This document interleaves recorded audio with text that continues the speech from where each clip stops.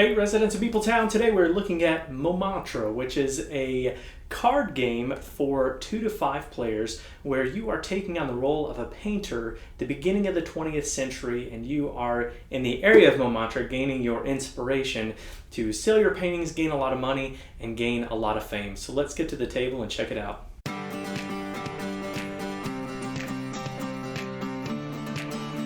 Okay, here's what the setup looks like for Montmartre, and I'm going to be kind of giving you an idea of how the 2-player game works out, as well as explaining the 3-4 player game. But mostly I want to point out the 2-player game because it's different and it's a variant, and that's most of my plays of this game have been with 2-player. So I'll show you that variant. In this game, you are each going to have 4 of these painting cards, and you have these draw piles, you have these buyers right here, and then you have newspapers at the top. Now on your turn, you're going to be taking one of 2 actions. The first action is you can paint, and then after you paint, you can sell some of those paintings that you have in your tableau, and then you'll draw back up to your hand of 4. So if you're going to paint, you can play any card or 2 cards if the 2 cards total to be 5 or less. So in this case, I could paint the green 0 and the 5 yellow, and then I would draw back up to my hand. First, I could sell. Now, you can only have a total of 6 cards in your tableau. I'm putting these right in the thick of things, by the way. You would actually have your own play area, but I wanted to kind of tighten things up so that you could see everything a little bit better. But in this case, I play these 2 cards. I'm going to paint these 2 cards, which is just playing them in front of you. And again, I could sell because you can only have a total of 6 cards. In this case, I have 2. I don't need to sell, but if I did, I would sell a painting for 1 franc, and that's points at the end of the game. Now, since I've played 2, I'm going to draw back up to 2 cards in my hand. And what I would do is pick from one of these 3 piles.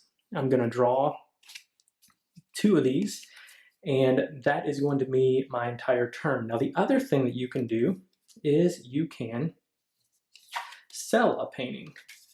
And to sell a painting, you have to meet a couple of conditions. And in a 3 or 4 player game, you're going to have to meet more conditions, but, a 3 to 5 player game, you have to meet more conditions. So you're going to have, in a 3 to 5 player game, this token, and it's going to be sitting on one of these different stacks. That means I can't sell to those stacks.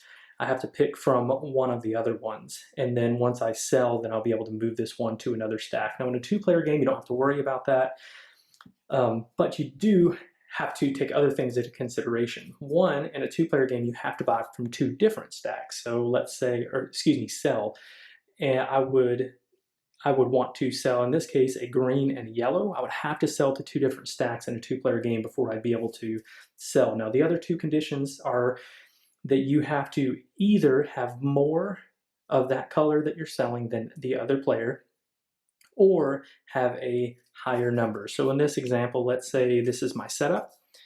If the other player has a yellow 4, or a yellow 2, 3, and 4, I could still sell this one because this number is higher than theirs. In this case, let's say they have a number 6 green. Well, then I could sell this painting, the green, because I have 2 and they would only have 1 in that instance. You have to meet both of those requirements to sell.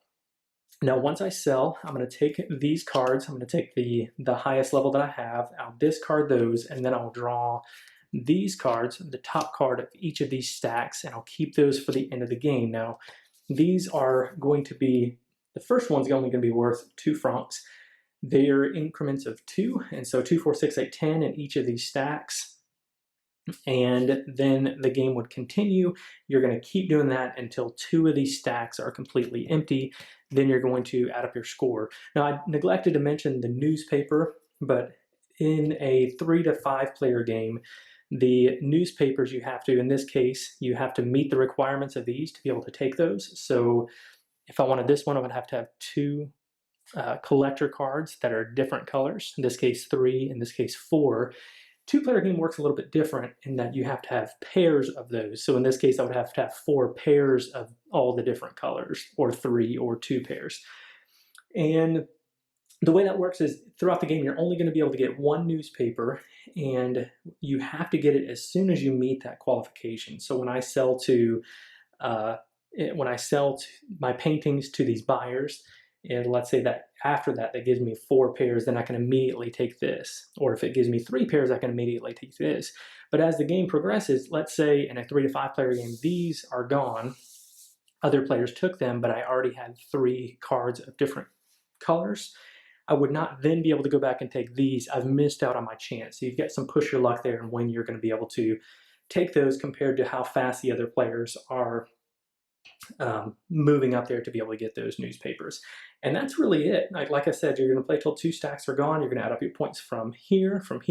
If you sold paintings throughout the game, you're going to have these francs, and whoever has the most points at the end of the game is going to be the winner. Now let's hear about my thoughts on the art components as well as my review. All right, so first let's talk about the art and components. I think the art in this one is great. I love it. I love the way that the box cover looks. I just think it's simple. It's got some of the line drawing with a little bit of color mixed in there, and I just think that's I think it's beautiful. I think the art on the cards is really well done, and you know, it is just a card game. You've got cardboard chits, which are totally fine, but I think the nice touch with this one is, again, the beauty of the art, but also the size of the cards. They're not just that standard size card, they're more of that tarot size, which I think is a nice touch when it's just a pretty small box game. Now onto the gameplay itself. I think when I was reading through the rules of this one, I thought, oh, I don't know if I'm going to like this one. It's super simple.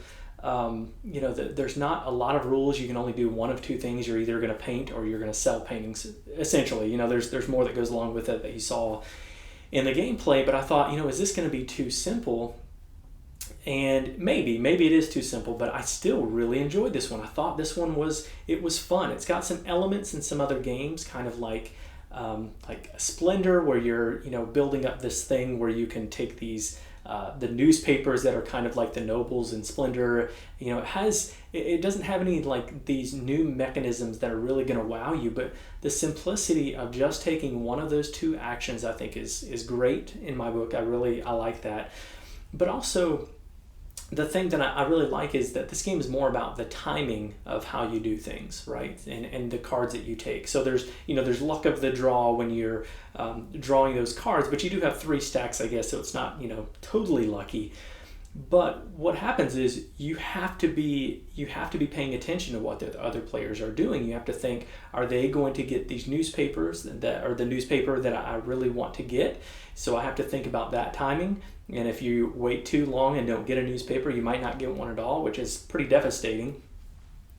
You're not going to get all the points that you need. You also you have to look at the sellers and think, well, I'd really like to sell to this seller, but if I can get the other player to sell to them first, that way when I sell to them next, I'm going to get the higher card, the higher point value out of that card.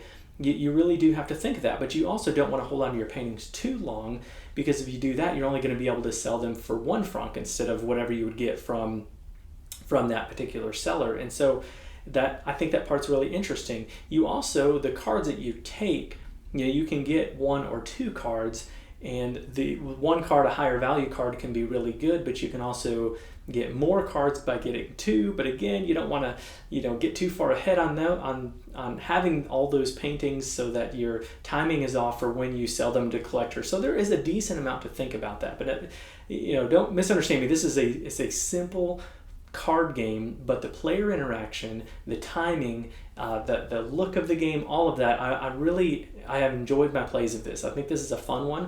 I'm going to give this one a 7 out of 10.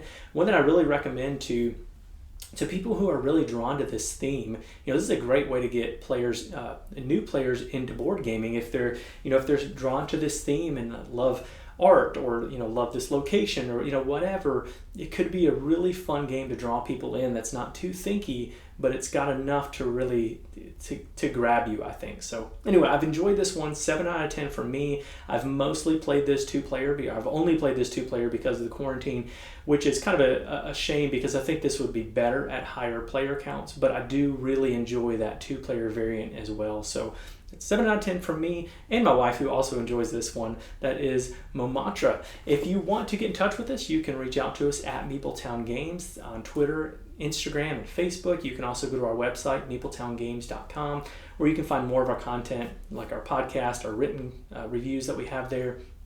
You can also reach out to us on the BoardGameGeek.com guild. That's guild number 3407. Thanks for coming down to MeepleTown. Thanks for joining us, and be sure to follow us on Twitter at MeepleTown Games, and connect with us on the MeepleTown Guild, guild number 3407, at BoardGameGeek.com, and also subscribe to our podcast and YouTube channel.